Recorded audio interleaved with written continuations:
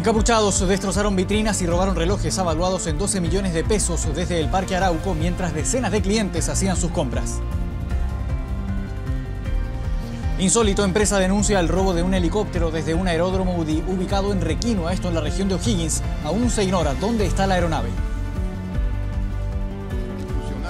Crisis política en Perú. Presidente disolvió el Congreso de ese país y los parlamentarios aprobaron moción para suspender a Martín Vizcarra y nombraron a la vicepresidenta como presidenta en funciones.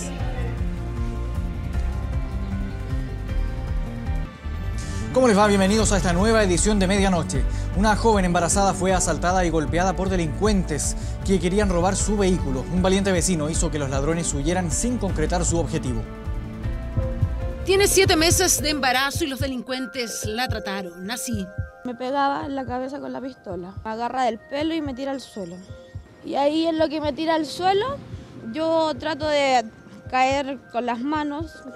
Instinto maternal para proteger su vientre.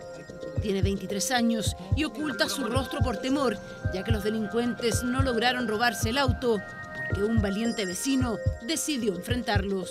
Vi todo muy rápido. Y ya cuando sentí que ella pidió ayuda, yo ahí presté ayuda lo que más pude. Se me acercan estos dos tipos por detrás. Uno así como quítale la llave y ya la llave la tenía como a simple vista y me la quitó así como rápido. Y justo un vecino se acerca, me presta ayuda y yo empiezo a gritar ayuda, ayuda. Ese vecino era este peatón que no dudó en ayudar cuando vio cómo la golpeaban y la arrastraban por el suelo. Y que la tiraron del pelo, le pegaron un cachazo, una patada creo igual. Con piedras los enfrentó, solo 2 bajaron, un tercero quedó al volante. El tipo me apuntó con una pistola y en el momento en que me empezó a disparar, sentí que gatillaba el arma y fue de mentira, pues, así que dije, no, y ahí lo empecé a enfrentar, de a poco le reventé los vidrios de los autos en el que andaban ellos. La motivación que tuvo es algo admirable, que no es común, se arriesgó evidentemente, pero finalmente fue lo que evitó el robo. Media hora después, los presuntos ladrones fueron detenidos en un control. Hasta ese entonces la denuncia no existía y en una fiscalización el conductor huyó, por lo que se inició una persecución que terminó con 2 de los 3 delincuentes detenidos. ¿Cómo se supo que eran los mismos que asaltaron a la mujer? El reconocimiento de la víctima y las particularidades del auto habrían sido claves. Se trataba de un B16 azul oscuro, pero las particularidades eran que utilizaba banderas de Chile en el frontis y en el capot. Además tenía un ofrecimiento de venta. Entonces estaba con una leyenda blanca en el parabrisas y en la parte trasera. Los detenidos serían el conductor del auto, un joven de 22 años y aparentemente este delincuente de 17. Ambos quedaron privados de libertad. Por ahora la policía y la fiscalía están tras los pasos del tercer integrante de la banda, el más violento, que estaría identificado y que tendría tan solo 14 años. A plena luz del día, un grupo de delincuentes asaltó una tienda Ripley del Mall Parque Arauco. En el recinto habían decenas de clientes comprando. Camilo Zavala nos cuenta más. Camilo, buenas noches. Hola Marco, muy buenas noches. Y estuvieron el tiempo de 1 minuto con 20 segundos. Nada más que eso. Y estos peligrosos delincuentes luego escaparon. Ocurrió a las 5 de la tarde, sí, a plena luz del día, cuando habían incluso muchísimos clientes que estaban comprando ahí en el Parque Arauco, para ser más específico, ahí en la tienda Ripley. Como pueden apreciar ahí en pantalla, causaron muchísimo impacto también hacia los trabajadores quienes se encontraban ahí en ese lugar vendiendo. Estaba todo tranquilo cuando estos hombres llegaron encapuchados y venían todos armados. Llegaron en un vehículo marca Hyundai Elantra y lo estacionaron por la calle Cerro Colorado. 2 se quedaron en este vehículo y el resto ingresó, y luego de amenazar a los trabajadores que estaban en una relojería de esta tienda, fueron hasta las vitrinas, las quebraron con elementos contundentes y luego alcanzaron a robar 128 relojes que, fíjense, están estimados en 12 millones de pesos. Huyeron rápidamente, estuvieron tan solo 1 minuto con 20 segundos y luego afuera en los estacionamientos lo esperaba este auto. Cuando huyeron, botaron incluso la barrera que hay ahí en los estacionamientos y se fueron por Avenida Kennedy hacia el poniente, y hasta ahora no se sabe absolutamente nada de estos asaltantes. Tenemos declaraciones, escuchemos. Se oyeron el golpe de los vidrios, algunos trabajadores nos dimos cuenta, nos escondimos. Uno de ellos se quedó custodiando afuera del estacionamiento que da al ingreso de la tienda Ripley, mientras que hacía a la vez de vigilancia y para así poder dar aviso si que efectivamente llegaba alguna entidad policial. Absolutamente organizada, porque lo que hicieron fue burlar las cámaras de reconocimiento de placa patente. La cámara no leyó la patente porque no es una patente de auto robado. Ellos robaron una patente y la pusieron en un auto robado. Bien, pasamos a revisar ahora otras informaciones y nos vamos hasta la región de O'Higgins, hasta el sector de Requinoa, porque ahí, en esa zona, hay un aeródromo y pasó algo muy inusual, pocas veces visto, la verdad, porque hay una denuncia por el robo de un helicóptero, ¿no? Y bueno, algo de estas características tiene que hacerlo, por supuesto, un piloto, una persona que obviamente tenga la experiencia para saber volar. Bueno, la denuncia que hacen los accionistas de esta empresa es que un hombre que arrendaba precisamente helicópteros en ese lugar llegó el pasado 28 de septiembre hasta ese aeródromo y se llevó un helicóptero. Hasta ahora no se sabe absolutamente nada de él, por más que lo han llamado. Por lo tanto, tuvieron que hacer una denuncia en la Policía de Investigaciones, quienes llegaron durante esta noche hasta ese lugar para realizar los peritajes correspondientes. Todo ocurrió el 28 de septiembre y esta aeronave, este helicóptero, está avaluado en 350 millones de pesos. Bueno, tenemos declaraciones de la Policía de Investigaciones. Veamos. Un accionista de la empresa que arrienda un helicóptero para la empresa denunciante se apersonó en el lugar sin la debida autorización y sustrajo el helicóptero con dirección desconocida hasta el momento. Ahora se está trabajando con las cámaras de televigilancia para revisar cómo fue el momento exacto cuando este hombre llegó hasta ese aeródromo y robó entonces este helicóptero ahí en la región de O'Higgins. Bien, Camilo Zavala, muchas gracias por ese informe. Buenas noches. Chao, buenas noches. La policía detuvo a uno de los narcotraficantes más peligrosos de La Legua. La justicia lo buscaba hace 2 años por un homicidio ocurrido en la comuna de Ñuñoa. Era requerido por la justicia hace 2 años, pero no había caso. El Cojo César, escurridizo y con una red de protección importante, había logrado ocultarse sin levantar sospechas, pero este domingo eso acabó. Esto fue al interior de un recinto deportivo de la comuna de La Granja, la cual, ¿no es cierto?, una persona nos informó de que se encontraba premunido de un arma de fuego. Pero usted se preguntará a qué nos referimos cuando hablamos del Cojo César. ¿Qué te parece haber disparado impunemente frente a tantas personas civiles e inocentes en un centro de entretención infantil? Así caía en 2011 César Enrique Liberona Miranda, por entonces vinculado al asesinato de un hombre en el centro de diversiones Mampato de la comuna de Padre Hurtado. Un connotado, no un cualquiera, por aquella época fue condenado por homicidio, cumplió, pero de acuerdo a la fiscalía volvió a verse involucrado en una muerte, esta vez el 20 de noviembre del año 2016. Una balacera que atemorizó a todos los vecinos del sector de calle Infante con Irarrázaval. Esto luego que desde un vehículo en movimiento, un vehículo deportivo, dicen los testigos, comenzaran a disparar a un grupo de gente que iba saliendo desde una fiesta en el lugar. Esa vez terminó muriendo Miguel Espinosa Hidalgo, de 25 años, pareja de Tiare Galvez, nada menos que miembro del clan familiar Los Galvez, ligados al narcotráfico en la población La Legua. César Liberona, también narcotraficante del mismo sector, habría vengado esa noche de esta manera. Hay antecedentes que hablan precisamente, o que dan cuenta de esta situación conflictiva anterior entre estas personas. 2 años logrando esquivar a la justicia, pero la suerte se le acabó. El tribunal decretó de todos modos la prisión preventiva y se fijaron en 60 los días para investigar. Por lo pronto ya está fuera de circulación uno de los pesos pesados de La Legua. El resto, la justicia dirá. internacional.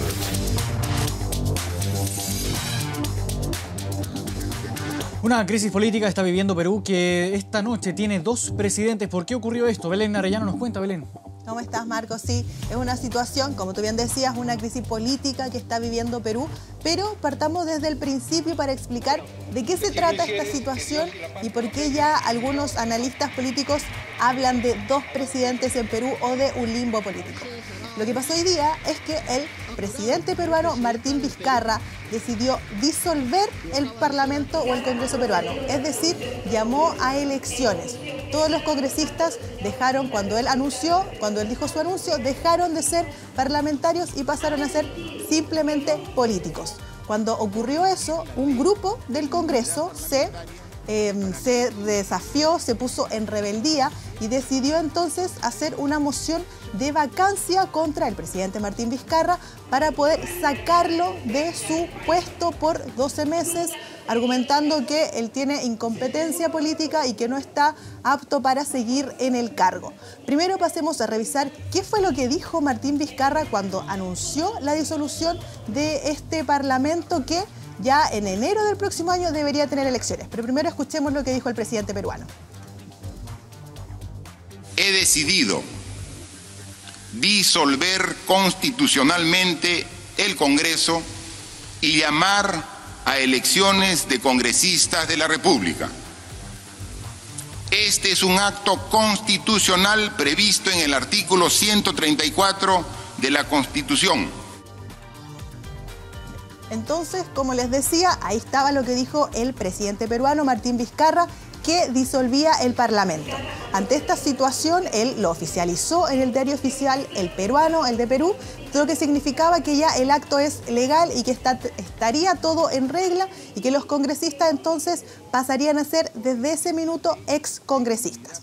Ante esta situación, como les decía, un grupo entonces, sobre todo de fujimoristas, pero también con otras alianzas como apristas, por ejemplo, se declaró en rebeldía. Es decir, no aceptaron lo que había dicho Martín Vizcarra y entonces aprobaron una moción de vacancia que lo dejaría, según ellos, fuera del poder por al menos 12 meses, argumentando, como les decía, que no tiene las competencias ni las capacidades para seguir en el mando. Ante esta situación, entonces, ¿quién asume el poder en Perú?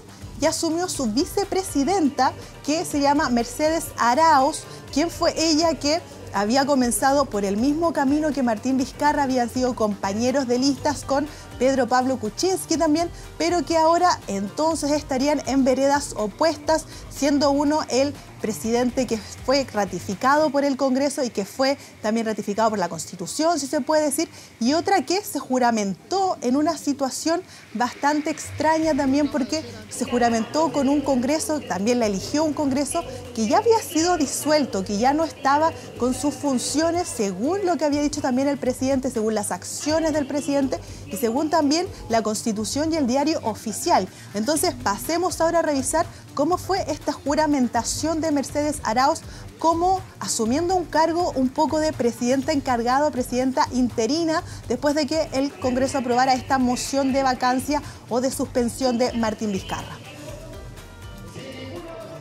Desempeñaros como presidenta en funciones ante la suspensión del presidente Martín Vizcarra Cornejo. Sí, juro. Si así lo hicieres, que Dios y la patria lo premia, si no, la demanda. Entonces, como les decía, ahí estaba la juramentación de Mercedes Arauz y esta situación pone a Perú en un poco un limbo político. Como les partí comentando, para algunos analistas peruanos esto significaría que Perú podría efectivamente tener estos dos presidentes y obviamente entrarían en un conflicto político, mientras que para otros es una situación que no tiene precedentes y que no había pasado que, teniendo un presidente ratificado por el Congreso y por la Constitución y cumpliendo sus deberes, el Congreso, que recordemos también fue disuelto ya, eligiera a otra persona para suceder a este presidente que todavía sigue en funciones. La disolución del Congreso fue lo que causó toda esta situación que, recordemos, ¿por qué se produjo? Porque Martín Vizcarra había intentado en 3 ocasiones ya proponer una moción de confianza al Congreso peruano, que esto significaba, ¿qué cosa? Que Martín Vizcarra les propuso un proyecto que tenía que ver contra un poco las formas, o sea, no contra, sino que más bien como a favor de la transparencia que él había propuesto cuando asumió como presidente y que tenía que ver con la elección más transparente, decía él, de los candidatos a el Tribunal Constitucional. Ese fue el proyecto que Martín Vizcarra le propuso al Congreso en 3 ocasiones, también llamado, como les decía, como moción de confianza, y que entonces fue rechazado en las 3 instancias. Y eso fue lo que llevó a Martín Vizcarra a decir, ok, no podemos llegar a un acuerdo entre el Congreso y el Ejecutivo, es decir, él mismo, por lo que se llama a elecciones el 26 de enero de 2020. Esa fue la fecha que él dio para las elecciones, para poder renombrar a los congresistas del Parlamento peruano, considerando que para él los congresistas no estaban poniendo el bien de Perú sobre sus acciones y que mientras tanto él sí lo estaba haciendo. Por ejemplo, con esta situación, con esta disolución, hubo varios parlamentarios peruanos que se pusieron en contra, como les decía, se dieron en rebeldía y que también dieron mucho de qué hablar. Pasemos a escuchar lo que dijeron 2 parlamentarios en contra de esta decisión de Martín Vizcarra. Puede incurrir por disolver ilegalmente el Congreso y esas responsabilidades penales establecidas en el Código Penal y también responsabilidades establecidas en la propia Constitución. Eso no debe ser objeto de una disputa de bancadas. Acá lo que requerimos es un tribunal que tenga todas las garantías de defender los derechos de los ciudadanos peruanos. Eso es lo que debemos buscar. Y como les decía, esta situación ya está en desarrollo, pasó hace unos momentos, hace un par de horas, pero lo que está ahora es que varios jefes de las Fuerzas Armadas, por ejemplo de la Marina, del Ejército y de la Fuerza Aérea, se reunieron con el presidente Martín Vizcarra para entregarle su apoyo y decirle que están con él y que entonces no aceptan a esta nueva presidenta Mercedes Arauz. Esta situación, como les decía, se va a seguir desarrollando y ya mañana vamos a saber qué va a decir el Tribunal Constitucional sobre esto, porque si bien el presidente ya lo aprobó, ya lo publicó en el diario oficial, el Tribunal Constitucional todavía podría tener una palabra para decir en esta situación y quizá los congresistas peruanos también pueden recibir otra cosa o esta situación, como les decía, va a seguir escalando, va a seguir esta tensión y esta crisis política que se viene desarrollando en Perú ya hace varios meses y que ahora tuvo uno de sus puntos más cúlmines, más fuertes con esta disolución y con esta situación de prácticamente 2 presidentes que están en Perú. Una situación bastante compleja entonces. Gracias, Belén Arellano, por ese informe. Vamos a quedar atentos aquí en Canal 24 Horas, por supuesto. Volvemos al país porque siguen las repercusiones tras darse a conocer la denuncia en contra del subsecretario Felipe Salaverry. El alcalde de Ñuñoa confirmó la renuncia de Iris Salaverry y negó toda relación con la autoridad. Desmiento absolutamente lo que ahí se señala. Así lo reiteró una y otra vez y con la frase falso de falsedad absoluta lo remarcó. Respuestas del subsecretario de Desarrollo Regional, Felipe Salaverry, luego que se revelara la grave denuncia en su contra. Radio Bio Bio aseguró que la autoridad no solo no respetó 3 semáforos en rojo e insultó al fiscalizador municipal. El medio aseguró que tras eso solicitó a su hermana Iris, funcionaria de la municipalidad de Ñuñoa, interceder para anular la infracción. Los hechos son absolutamente falsos. La supuesta intervención de su hermana provocó que el Ministerio Público abriera una investigación por eventual tráfico de influencia. Mi estilo de trabajo es ser respetuoso de las leyes, transparente y honrado.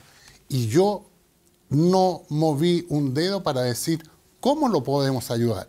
Por primera vez, el alcalde de Ñuñoa, Andrés Sari, se refirió al hecho, quien reconoció que tras diversas polémicas y sumarios que provocaron la salida de la hermana del subsecretario de la municipalidad en 2016, él la recontrató este año. El motivo, para tenderle una mano, como aseguró.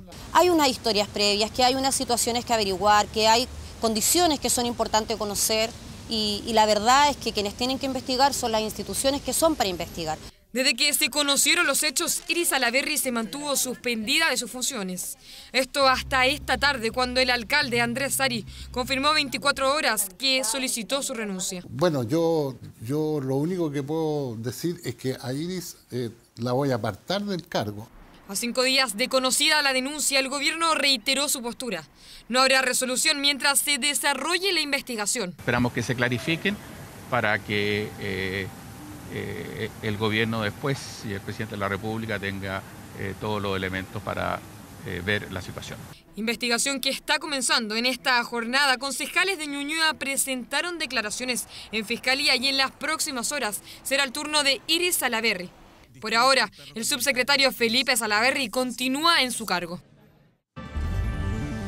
Vecinos de Antofagasta captaron imágenes de un automóvil realizando peligrosas maniobras en un campamento gitano instalado a solo metros de viviendas.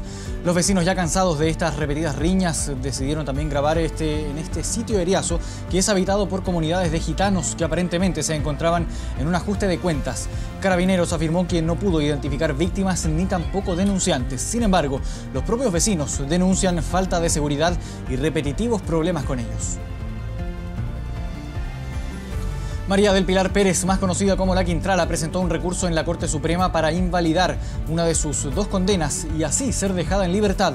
Ya han pasado 11 años desde que fue decretado este presidio perpetuo calificado por uno de los más impactantes crímenes de esa época. Ahora su nueva defensa va a intentar revocar la condena y solicitar beneficios aprovechando una supuesta conducta intachable. La incertidumbre se apodera de la Cámara de Diputados a solo horas de la votación de la acusación constitucional en contra de la ministra de Educación, Marcela Cubillos. 4 de los 5 diputados de la comisión, integrantes de Chile Vamos, recomendaron rechazarla por considerar que no existen fundamentos jurídicos que la respalden.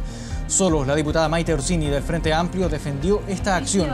Ni oposición ni oficialismo tienen los respaldos asegurados para aprobar o rechazar esta acusación constitucional en contra de Marcela Cubillos, por lo que los votos del Partido Radical y también de la Democracia Cristiana van a ser fundamentales.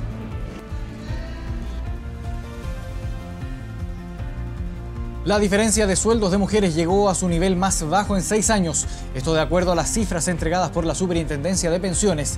La brecha salarial, que ha ido en descenso desde 2013 y que este año llega a un 15,1%, tiene mayor presencia en las grandes y medianas empresas. Cifras que se dan en un contexto en que el desempleo se mantiene estable en un 7,2% y con una creación de 130.000 empleos sumado a una baja importante en la desocupación femenina. El Cernageomín aumentó a alerta técnica naranja. El volcán Copahue, ubicado en el Biobío, debido a la alta actividad sísmica que ha registrado en los últimos días. Tan solo este lunes hubo 3 sismos. Según lo informado por la institución, el radio de exclusión será de 5 kilómetros en torno al cráter del Copahue. La ONEMI realizó una mesa técnica para analizar los pasos a seguir en torno a esta emergencia. Y el gobierno presentó una querella por homicidio frustrado luego del ataque a profesionales de la prensa en una marcha el día viernes pasado.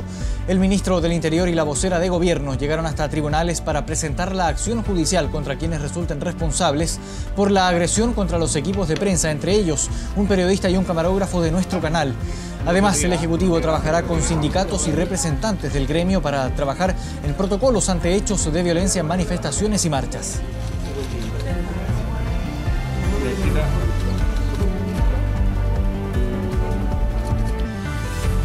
Ya estamos de vuelta en medianoche. Dependencias más cómodas y calefaccionadas. Así es el nuevo paso aduanero Los Libertadores en la frontera con Argentina. En ese lugar, el presidente Sebastián Piñera confirmó la renuncia del embajador en ese país. Fue en su actividad en el Paso Los Libertadores donde el presidente de la República ratificó que solo después del 27 de octubre se conocerá el nombre del nuevo embajador de Chile en Argentina. Sergio Urrejola provocó polémica este fin de semana luego de que se conociera su renuncia, presentada el pasado 29 de agosto, en la que reveló dificultades con el personal administrativo en Buenos Aires y deficiencias en la coordinación con la Cancillería. Quiero aprovechar esta oportunidad para agradecer al embajador de Chile en Argentina, Sergio Urrejola, por los valiosos servicios, el compromiso, la dedicación, la entrega que prestó. El embajador se reunió con Sebastián Piñera y, según sus declaraciones, expuso los motivos de su decisión. Públicamente no entregó detalles. El presidente me ha pedido que me quede hasta después de las elecciones y todas las cosas que yo le he planteado las ha oído el presidente y también las ha oído el ministro y creo que son internas y que tenemos que arreglarlas para tener un mejor funcionamiento. Sergio Urrejola se presentó en la inauguración del nuevo complejo fronterizo Los Libertadores, que reemplazará al anterior centro de aduanas que operaba desde 1975. Con 35.000 metros cuadrados, el nuevo complejo aduanero es 7 veces más grande que el anterior y promete reducir los tiempos de espera a máximo 30 minutos. Cuenta con tecnología de punta que permite escanear camiones de carga sin necesidad de ingresar al vehículo. Y por tanto esta infraestructura moderna y preparada para enfrentar los desafíos del futuro es un gran paso adelante para mejorar la integración y la colaboración con Argentina. En la nueva instalación de 4 pisos es posible atender a 15 automóviles y 8 buses de manera simultánea. Además, el espacio es calefaccionado por las bajas temperaturas del invierno. La posibilidad de poder pasar de forma expedita es magnífico. Tú entras acá, hay calefacción. Parece más un aeropuerto que una aduana.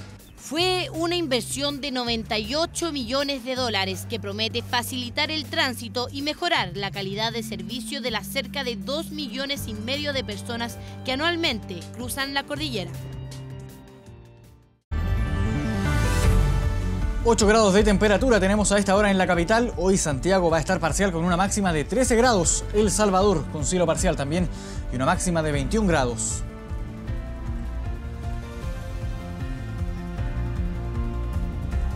Dejamos hasta aquí esta edición de medianoche. Agradecemos por supuesto que se hayan informado junto a nosotros.